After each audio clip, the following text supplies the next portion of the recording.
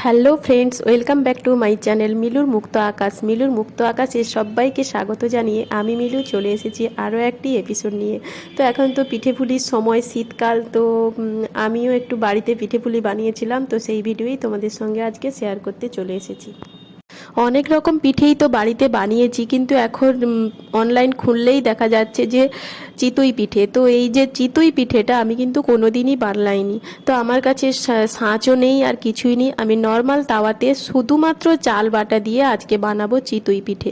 তো দেখো, আমি চালটা 5 ঘন্টা মতো সময় ধরে ভিজিয়ে রেখেছিলাম, নর্মাল সেদ্ধ চাল। তো এটাকে আমি শিলে খুব সুন্দর করে পেস্ট করে নিয়েছি। এরপর দেখো আমি কি করছি। এটার মধ্যে আমি না দিয়েছি ময়দার গুঁড়ো, না দিয়েছি বেকিং সোডা, কিচ্ছু দেইনি। তো বেকিং সোডা না দেওয়ার জন্য পিঠেটা হয়তো একটু ফুলবে না, কিন্তু স্বাদে কোনো অংশে কম হবে না।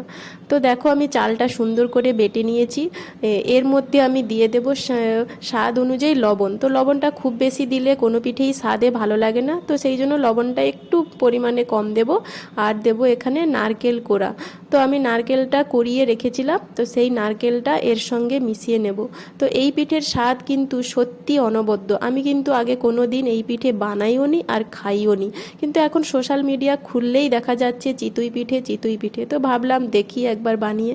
তো দেখো, এবার আমি নারকেল কোড়াটা মিশিয়ে নিচ্ছি আর একটু সামান্য লবণ এর মধ্যে মিশিয়ে আমি সুন্দর করে জিনিসটা ফেটিয়ে নিয়েছিলাম। তো এরপরে আমি চলে যাব সরাসরি ভাজতে। এই পিঠেটা খেতে এতই সুন্দর হয়েছিল যে খাওয়ার সময়কার ভিডিও আমি আর করার কথা আমার আর একদমই মনে নেই, যেহেতু এখন আমি কন্টিনিউ ভিডিও ছাড়ি না। তো সেই জন্য খাওয়ার সময় যে নলেন গুড় দিয়ে আমাদের পিঠেটা খাওয়া হলো, তো সেই সময়ের কোনো ভিডিওই কিন্তু বন্ধু আমি তোমাদেরকে আর দেখাতে পারবো না। তো দেখো, এখন আমি তাওয়াতে সামান্য একটু তেল দিয়ে, শুকনো কাপড়ে তেল দিয়ে তেলটা একটু তাওয়াতে মাখিয়ে নিয়েছি। এরপরে দেখো, একটা নর্মাল স্টিলের ঢাকনা। তো ওই স্টিলের ঢাকনাটা তোমরা কিন্তু প্রত্যেকবার একটা জলের মধ্যে রাখবে, তো তাহলে কিন্তু পিঠে খুব সুন্দরভাবে পিঠেটা উঠে আসে। তো দেখো, আমার পিঠেটা একটা পিঠে হয়ে গেল, একদম ফার্স্ট পিঠে এটা আমার। আমি একদম প্রথমবার পিঠেটা বানালাম, এটা আমার একদম প্রথম পিঠেটা। দেখো খুব সুন্দরভাবে উঠে এসছে, আর ভেতরটা সুন্দর জালি জালিও হয়েছে। খেতে সত্যি খুব সুন্দর ছিল, আর যেহেতু নারকেল করা ছিল, তো নলেন গুড়ে ভিজিয়ে খেতে দারুণ টেস্ট লেগেছিল। তো এরপরে আমার কিছুটা চাল বাটা বেঁচে গিয়েছিল, তো সেটা দিয়ে আমি কয়েকটা পাটিসাপটাও বানিয়েছিলাম, তো সেই ভিডিওটিও তোমাদের সঙ্গে শেয়ার করছি। তো আমি যে পাটিসাপটার ব্যাটারটা বানিয়েছিলাম, ওটার মধ্যে আমি কিন্তু নারকেল কোড়া দিইনি। ওটার মধ্যে সামান্য একটু লবণ আর সামান্য 2 চামচ ময়দার গুঁড়ো মিশিয়েছিলাম, দিয়ে আমি পাটিসাপটার ব্যাটারটা করে নিয়েছিলাম।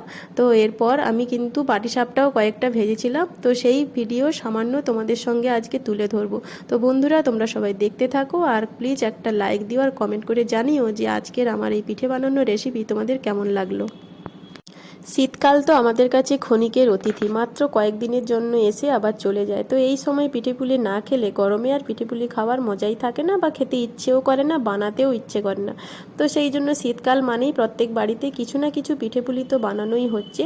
তো আমিও বিভিন্ন রকম পিঠেপুলি এবারে বানিয়েছিলাম, তো এই ভিডিওটা আমি শুধুমাত্র করেছিলাম তোমাদের সঙ্গে শেয়ার করব বলে। তো এবার দেখো, আমি কয়েকটা পাটিসাপটা বানিয়ে নিচ্ছি, তো সেই সামান্য একটুখানি ক্লিপস তোমাদের জন্য আমি তুলে রেখেছিলাম। তো এই রকম যদি একটা হাতা তোমাদের কাছে থাকে, তো পাটিসাপটার ব্যাটার কিন্তু সুন্দর তাওয়ার মধ্যে ঘোরানো যায়, আর সুন্দরভাবে পিঠেটা কিন্তু উঠেও আসে।